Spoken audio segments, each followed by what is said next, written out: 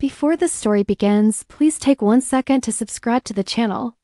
Stories like this are inspired by real emotions, real fear, and real love. You never know which story might save a life, maybe even yours. Now listen closely, because what a 7-year-old found in an old box changed everything, and I had to call 911 before it was too late. I never thought the quietest afternoon of my life would almost be my last.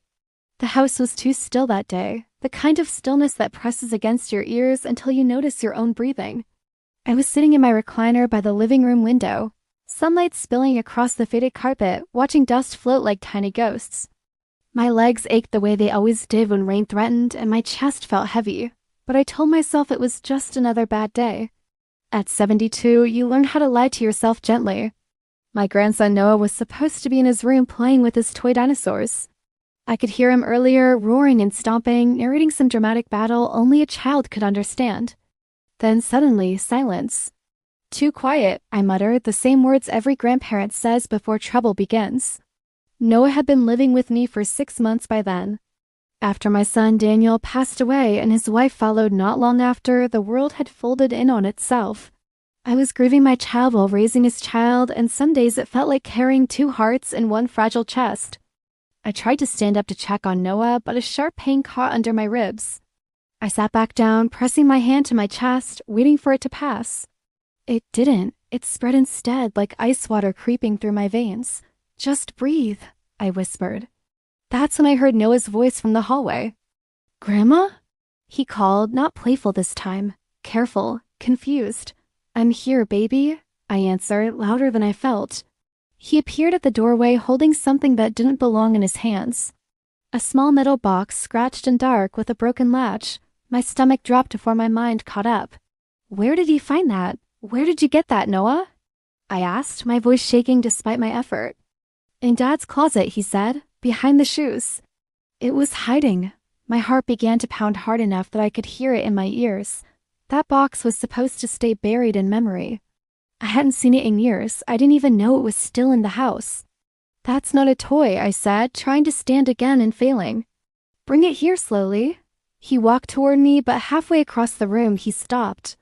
He looked down into the open box, his little eyebrows pulling together. "Grandma," he said softly, "why is Dad's name on these papers?" The room tilted. Inside that box were things Daniel never wanted me to see. Documents, recordings, pills, and one folded letter with my name written in his careful handwriting. "Close it," I said too fast. "Please, Noah, close the box." But curiosity is stronger than obedience when you're 7. "There's a phone," he said. "It's not like yours." That's when my chest pain exploded into something terrifying. I grabbed the arm of a chair, gasping, vision blurring. "Noah," I said, barely able to form the words. "Come here now." He dropped the box and ran to me.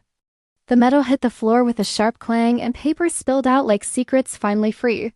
Noah's face crumpled when he saw me. "Grandma, you're white," he said, his voice cracking. "Are you dying?" "No," I lied. "I just need help." But as I reached for him, my fingers went numb. That's when Noah did something that still brings tears to my eyes. He remembered. Weeks earlier, we'd practiced what to do in emergencies.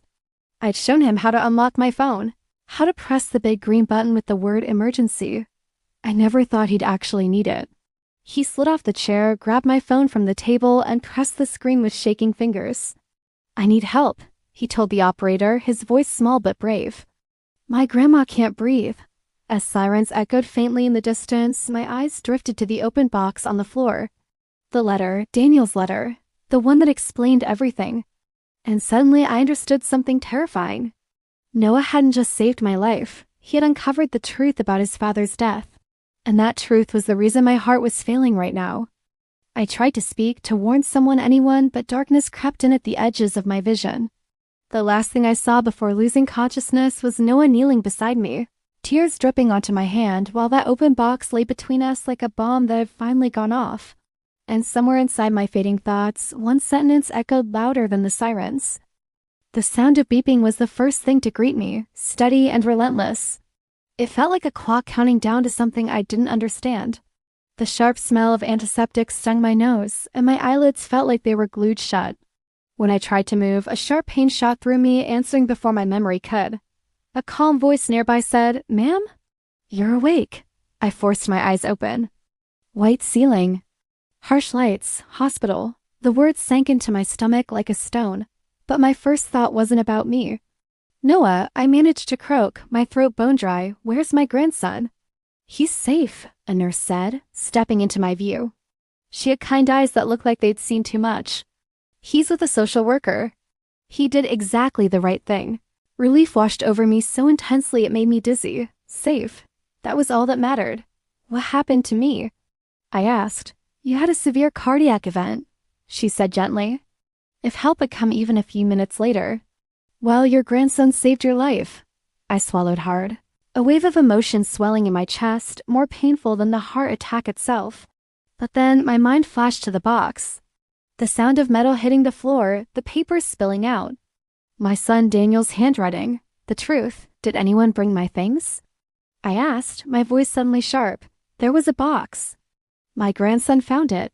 The nurse hesitated, and that pause told me everything. There was a box, yes, she said carefully. The paramedics brought it because your grandson wouldn't let it go. He said it was important. The police asked to look at it. My heart did a strange flip that had nothing to do with my condition.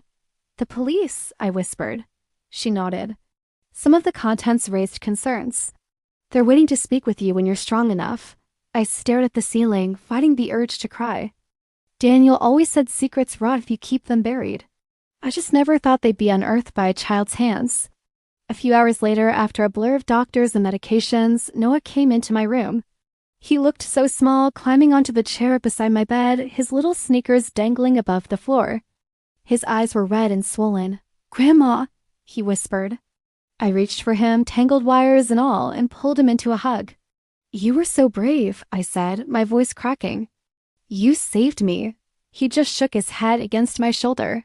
Dad taught me. He said if something ever happened to you, I had to help. That sentence cut deeper than any surgeon's knife. Daniel had taught him. Daniel knew something might happen. A knock at the door broke the moment. 2 police officers stepped inside. "Mrs. Harris," the older one began, "I'm Detective Alvarez." "This is Officer Reed. We'd like to talk to you about the items found in the box." Noah tensed beside me. "It's okay," I whispered to him. "You did nothing wrong." The detective nodded. He did everything right. They placed the box on the small table. Saying it again made my hands tremble. It looked so ordinary, so harmless. But inside it held a lifetime of lies. "Did you know about this box?" Detective Alvarez asked. "Yes," I said quietly. "I told my son to get rid of it years ago." "I thought he had." "What's inside?" Officer Reed asked. I took a deep breath that felt like swallowing glass. "Proof," I said. And fear. With shaking fingers, I opened the box. Right on top was a letter in Daniel's neat, deliberate handwriting. It was addressed to me. "To Mom," it began. My throat tightened as I unfolded it. "If you're reading this, something has gone wrong. Please don't let Noah hear this letter unless you have to. I tried to protect you both, but I don't think I succeeded." The room seemed to shrink as I read the letter aloud. The officers listening in silence. Daniel wrote about his job. Not the one we thought he had. He wasn't just an accountant for some logistics company. He was a financial analyst, secretly uncovering fraud for a private firm that worked with federal investigations. He had stumbled upon a massive money laundering operation run by people far more dangerous than anyone could have imagined. I tried to walk away, the letter said. They didn't let me. My hands were shaking so badly the nurse stepped closer, ready to intervene. Daniel's letter described the threats. Strange cars parked outside his house for hours. Phone calls that would hang up the moment he answered. He even mentioned going to the police once, but someone there quietly warned him that not everyone could be trusted. I hid evidence, he wrote, audio recordings, bank documents, names. I put them all in the box. I hoped I'd live long enough to hand them over safely. The detective's jaw tightened. "That wasn't a heart attack," I whispered, my voice feeling hollow and distant. "Was it?" Detective Alvarez exchanged a heavy look with Officer Reed. "We believe your son was poisoned," he said, his words sharp and cold. Slow acting. Designed to look natural. A sound escaped my chest, something raw and inhuman. Poisoned. My son, my Daniel, didn't just die in his sleep like they told me. He was murdered. My grandson Noah buried his face into my side, his small body shaking with sobs. I held him tightly with one arm, my other hand clutching the letter that had shattered my world. "There's more," I said, my voice hoarse. Inside that old wooden box, there were small bottles with faded labels. One of them looked exactly like the medication Daniel had supposedly been prescribed for stress. But it wasn't stress medication. It was something else entirely, something sinister. And then there was a small black phone, a burner phone. On it were recordings. I could hear voices arguing, threats whispered in low tones, and then I heard it. One of the voices mentioned my address. My heart began to race again, and the hospital monitors started beeping louder, faster. "They know where I live," I said, a new wave of fear washing over me. "They always did." "That's why we're here," Detective Alvarez said firmly, his presence suddenly feeling like the only solid thing in the room. "You and your grandson aren't safe at home." Those words hit me harder than the diagnosis. "Where will we go?" I asked, the question hanging in the sterile air. "We'll arrange protection," he assured me. "But there's something else you need to know." He paused, choosing his words with immense care. "Your grandson finding that box? It may have accelerated things. Whoever was involved might realize their evidence is no longer hidden." A deep chill ran through me, a coldness that had nothing to do with the hospital room. That box didn't just explain the past. It had just endangered our future. That night, Noah slept in a chair pulled right up to my hospital bed, his small hand wrapped around mine as if to protect me. I didn't sleep at all. Every sound in the hallway made me jump. Every shadow that flickered across the wall felt like a threat. Daniel had tried so hard to protect us. But instead, his secret had almost killed me. And now, with police officers guarding the hallway and my grandson breathing softly beside me, I finally understood the terrible, terrifying truth. Calling 911 saved my life that day. But opening that box might have just put a target on both of us. The fight Daniel started wasn't over. It had just landed on my doorstep. I looked down at my sleeping grandson, and a fierce resolve took root in my heart. They took my son. They would not take him too. This was just the beginning. They moved us before sunrise. I didn't even know where we were going, and they didn't tell me. All I knew was that I wasn't going home. A police escort wheeled me through a side exit of the hospital. My grandson Noah walked beside me, gripping a small backpack. He didn't ask questions. He just stayed close, his eyes alert in a way no child's eyes should ever have to be. The world outside felt unfamiliar, like I'd woken up in someone else's life. They took us to a safe house an hour outside the city. It looked completely ordinary. Beige siding, trimmed bush, a place you'd never look at twice. And that was the whole point. Inside, there were cameras, extra locks, and a quiet tension that never left the air. 2 officers stayed outside at all times. Another rotated inside, pretending to read or check his phone, but never actually relaxing. Noah stayed glued to me. At night, he slept on a mattress right beside my bed. During the day, he'd follow me from room to room, as if he was afraid I might disappear if he looked away for too long. On the second night, his voice was barely a whisper. "Grandma," he asked, "are the bad people coming here?" I didn't know how to answer that honestly without breaking his heart. "They don't know where we are," I said instead. "And even if they did, there are people here to protect us." He nodded, but he didn't look convinced. Neither was I. The detectives came every day. They took the box, the phone, the recordings.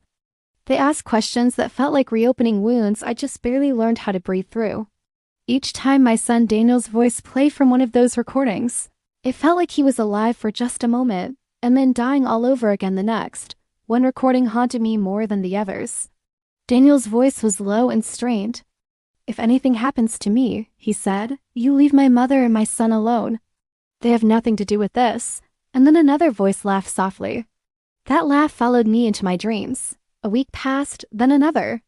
My heart slowly stabilized, but my nerves never did. Every knock made me flinch. Every unfamiliar car set my pulse racing. I kept thinking about how close we'd come to losing everything, all because of a box hidden behind some shoes. Then one evening, Detective Alvarez came in with a different look on his face, tired, relieved, but determined. "They've made arrests," he said. I sat up straighter. Noah looked up from his coloring book. "Who?" Noah asked. "The people who hurt your dad," the detective said gently. Noah's crane paused midair. "They won't hurt Grandma anymore?" he asked. Alvarez shook his head. "No, because of you, they can't. Because of you." Those words settled into the room like light after a storm. The evidence from the box had been stronger than they'd expected. Bank records, names, timelines.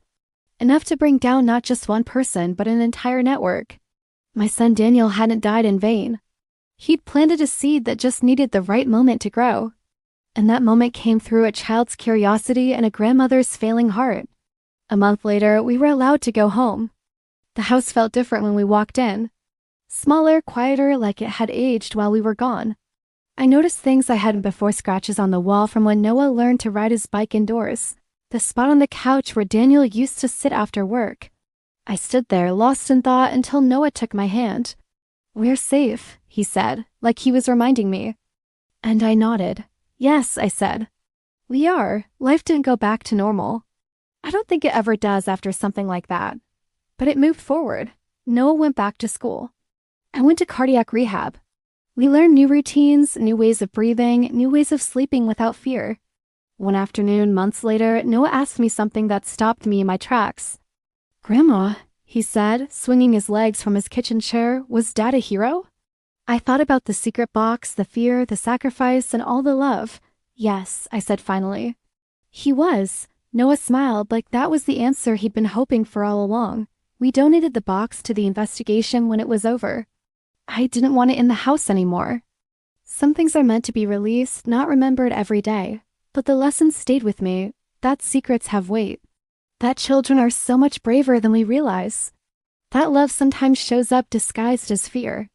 And that sometimes the smallest hands are the ones that save the biggest lives. Every night before bed, Noah hugs me a little tighter than he used to. Every morning, I wake up grateful for one more day. And every time I hear a siren in the distance, I think about that phone call, that moment, that box. And I whisper a quiet thank you, because my grandson didn't just find his father's secret. He saved us both. Thanks so much for listening to our story. If it moved you, please consider liking this video and subscribing for more stories that matter. See you next time.